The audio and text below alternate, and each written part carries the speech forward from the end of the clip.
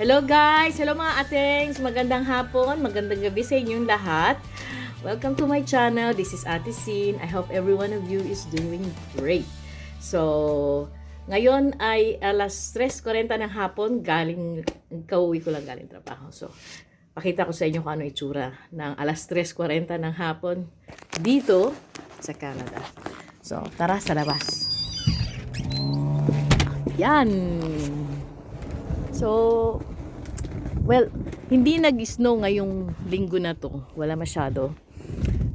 Kundi sobrang lamig. -20, -23. Pero ngayon, ang temperatura, para makita natin, -1.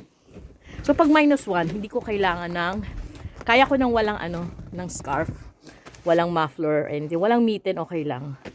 Para makita nyo, pakita ko sa inyo yung snow. Ito. Guys, ang snow, kaya kong hawakan. Pero pagkatapos noon, agad-agad, dahil malamig. Okay, so, pakita ko sa inyo. Ayan. Dahil sobrang malamig, ang snow talagang intact siya. Hindi siya talaga natunaw. Mataas pa rin. Okay. Parang may isang linggo na daming snow, then ngayon linggo na to walang snow. Pero sobrang lamig. Okay. Then, nakita ko sa inyo, doon.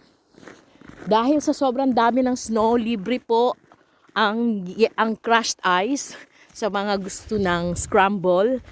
Yung street food na kulay pink, ayan, hindi nyo kailangan magkayod ng yelo. Libre. At kung kailangan nyo ng yelo, libre din.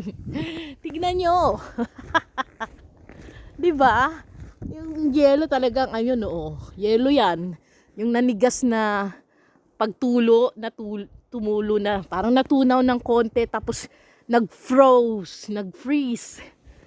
Yan, birahin nyo lang yan. Parang yung anak ko, minsan pagka binibira lang yan. So, ito, wala dito.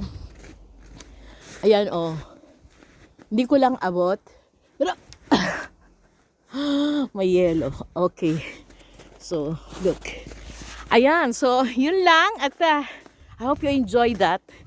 So, thank you for watching. And isang napaka-lamig na hapon sa inyo lahat.